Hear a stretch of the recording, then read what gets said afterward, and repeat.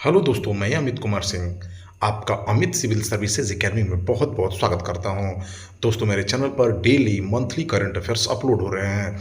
अभी मैंने दोस्तों कल ही जून 2024 के सभी इंपॉर्टेंट मंथली करंट अफेयर्स डाल दिए हैं जो आपके आने वाली एग्जाम के लिए बहुत इंपॉर्टेंट है। आज मैं आपके लिए 1 और 2 जुलाई 2024 के सभी इंपॉर्टेंट बिहार करंट अफेयर्स लेकर हाजिर हूँ, जिसमें हम राष्ट्रीय तथा अंतर्राष्ट्रीय घटनाओं को भी देखेंगे। यकीन मानिए दोस्तों, ये सबसे इंपॉर्टेंट वीडियो सेशन है यूट्यूब चैनल पर। तो चलते हैं आज के पहले क्वेश्चन की तरफ। अगर दोस्तों जो पीडीएफ प्राप्त करना चाहते हैं वो हमारे Amit civil services academy telegram पर चैनल पर जाकर पीडीएफ प्राप्त कर सकते हैं।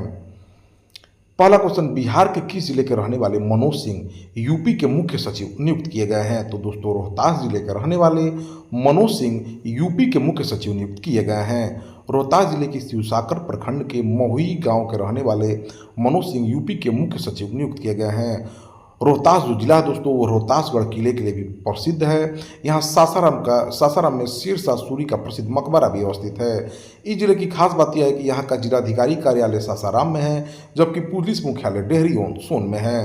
रोहतास में माँ तारा चंडी का भव्य मंदिर भी है। सासाराम से 10 किलोमीटर दूर कैमूर पहाड़ी पर मंझर कुंड और धुआं कुंड झरने भी स्थित हैं, जो पर्यटकों के लिए बहुत इंपॉर्टेंट है। प्राचीन इतिहास के अनुसार यहाँ गुरु ग्रंथ साहिब जी को ले जाने की परंपरा थी। सिख समुदाय के लोग 3 दिनों तक मंझर कुंड पर रुकते थे। कहा जाता है कि कुंड का पानी प्राकृतिक खनिजों से भरपूर है और भोजन को पचाने में बहुत सहायक है। हाल ही में केंद्रीय जल आयोग की रिपोर्ट के अनुसार बिहार के जलाशयों में कितना प्रतिशत पानी बचा है? तो दोस्तों, मात्र 17%। बिहार के सूबे में 23 प्रमुख जलाशय हैं। इनमें इनकी भंडारण क्षमता का मात्र 17% ही पानी बचा है, जो बहुत ही दोस्तों दुर्भाग्यपूर्ण है, क्योंकि आने वाले दिनों में अगर इनका संरक्षण न किया गया तो ये जलाशय सूख सकती हैं। राष्ट्रीय स्तर पर पूरे देश भर के जलाशयों की भंडारण क्षमता 20% है। यानी कहने का मतलब दोस्तों, देश भर में स्थिति खराब हो चुकी है। सबसे अधिक पानी दुर्गावती जलाशय में है, जो कैमूर जिले में है। बिहार के जल संसाधन मंत्री विजय कुमार चौधरी हैं। बिहार का कौन सा जिला प्रतिदिन अंडा उत्पादन में प्रथम स्थान पर आया है? दोस्तों देखिए, बिहार राज्य में प्रतिदिन 8,87,000 अंडा उत्पादन के साथ गोपालगंज प्रथम स्थान पर आया है। रोजाना 7,166 अंडा उत्पादन के साथ अरवल सबसे पिछले पायदान पर है। बिहार के सभी जिलों में रोजाना लगभग 55 लाख और सालाना 200 करोड़ अंडा उत्पादन होता है। गोपालगंज के बाद अंडा उत्पादन में मुजफ्फरपुर दूसरे स्थान पर है। अभी राज्य में जरूरत का आधा अंडा ही उत्पादन होता है। आधा जरूरत के लिए अन्य राज्यों पर निर्भर होना पड़ता है। राज्य में प्रति व्यक्ति प्रतिदिन अंडे की उपलब्धता 25 है। राज्य सरकार इसे बढ़ाकर 50 करने का लक्ष्य पर काम कर रही है। बिहार की पशु एवं मत्स्य संसाधन मंत्री रेणु देवी हैं। बिहार शिक्षा विभाग के अपर मुख्य सचिव कौन बनाए गए हैं? तो दोस्तों देखिए, विवासपद के पाठक रहे, जिनको सरकार ने दूसरे विभाग में भेज दिया, भूमि राजस्व विभाग में। उनके स्थान पर डॉक्टर एस सिद्धार्थ को शिक्षा विभाग के अपर मुख्य सचिव बनाया गया है। बिहार के शिक्षा मंत्री सुनील कुमार हैं। 30वें सेना प्रमुख के रूप में किसने कार्यभार संभाला है? तो उपेंद्र द्विवेदी ने दोस्तों। भारतीय थल सेना के प्रमुख जो हैं उपेंद्र द्विवेदी बनाए गए हैं। जनरल उपेंद्र द्विवेदी ने हाल ही में 30वें सेना प्रमुख के रूप में कार्यभार संभाला है। जनरल द्विवेदी ने जनरल मनोज पांडे का स्थान लिया, जो 4 दशक के शानदार करियर के बाद सेवानिवृत्त हुए हैं।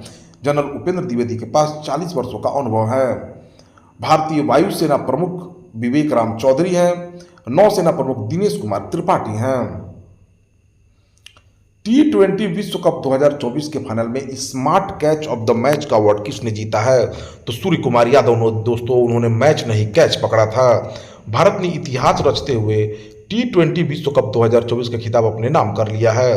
भारत ने बेहद रोमांचक मुकाबले में दक्षिण अफ्रीका को 7 रनों से हरा दिया है। भारत को इस जीत के बाद 20 करोड़ की भारी भरकम राशि प्राप्त हुई है। फाइनल मैच में सूर्य कुमार यादव ने डेविड मिलर का एक शानदार कैच पकड़ा, जिसके लिए उन्हें smart catch of the match के अवार्ड से सम्मानित किया गया। इसी कैच के चलते पलड़ा जो है भारत तरफ झुक गया। अगर बात करें दोस्तों मैन ऑफ द मैच की, तो देखिए, जो विश्व कप में जो मैन ऑफ द मैच है वो विराट कोहली को मिला, और player of the T20 series का जो है वो जसप्रीत बुमराह को दिया गया। महाराष्ट्र की पहली महिला मुख्य सचिव के रूप में किसने पदभार ग्रहण किया है? तो सुजाता सोनिक। दोस्तों, वरिष्ठ आईएएस अधिकारी सुजाता सोनिक ने 30 जून को महाराष्ट्र की पहली महिला मुख्य सचिव के रूप में पदभार ग्रहण किया। 1987 बैच के आईएएस अधिकारी सुजाता सोनिक निवर्तमान मुख्य सचिव नितिन करीर का स्थान लिया है। सोनिक का कार्यकाल 1 वर्ष का होगा। बता दें कि उनके पति मनोज सोनिक भी राज्य के पूर्व मुख्य सचिव रह चुके हैं। महाराष्ट्र के मुख्यमंत्री एकनाथ शिंदे हैं। महाराष्ट्र के राज्यपाल रमेश बैस हैं। हाल ही में रोहित शर्मा और विराट कोहली के बाद किस भारतीय ने T20 क्रिकेट से संन्यास ले लिया है? तो दोस्तों, रविंद्र जडेजा ने। रोहित शर्मा और विराट कोहली के बाद भारतीय टीम के स्टार स्पिनर रविंद्र जडेजा ने भी T20 क्रिकेट से संन्यास की घोषणा कर दी है। इससे पहले रोहित शर्मा और विराट कोहली ने T20 विश्व कप जीतने के बाद T20 क्रिकेट से संन्यास की घोषणा की थी।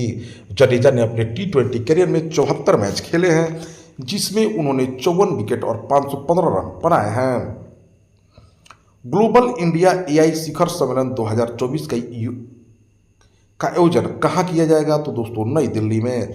ग्लोबल इंडिया एआई शिखर सम्मेलन 2024 3 से 4 जुलाई को नई दिल्ली में आयोजित किया जाएगा। इसमें प्रमुख एआई विशेषज्ञों, उद्योग प्रतिनिधियों, अंतर्राष्ट्रीय संगठनों के शामिल होने की संभावना है।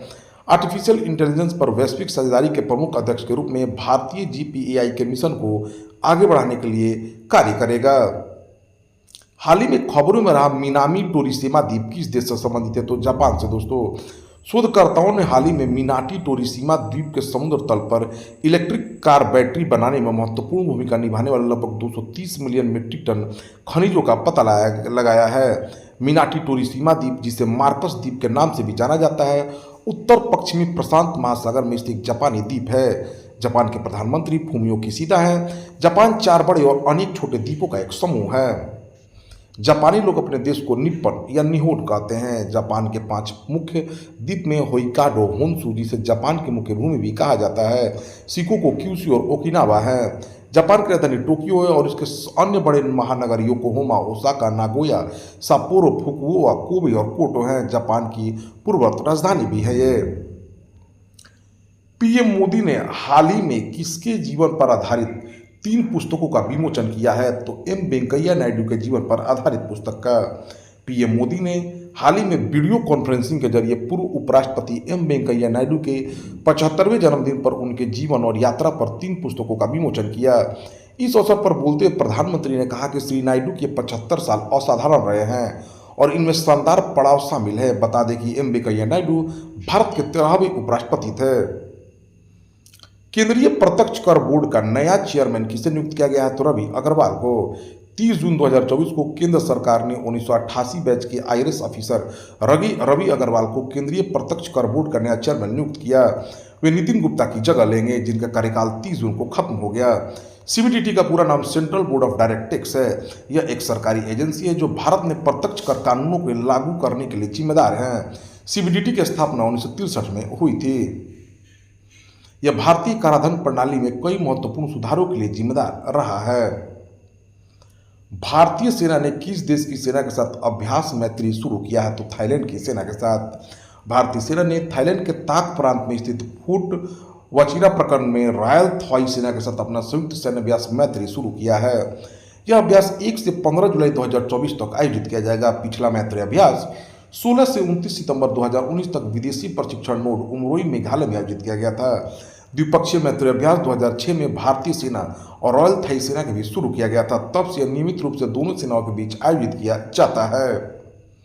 भारतीय थल सेना प्रमुख उपेंद्र द्विवेदी हैं। भारतीय वायुसेना प्रमुख विवेक राम चौधरी हैं। भारतीय नौसेना प्रमुख एडमिरल राधाकृष्ण हरि कुमार हैं। दक्षिण एशिया का सबसे बड़े फ्लाइंग ट्रेनिंग ऑर्गेनाइजेशन की स्थापना किस राज्य में की जाएगी? तो महाराष्ट्र में।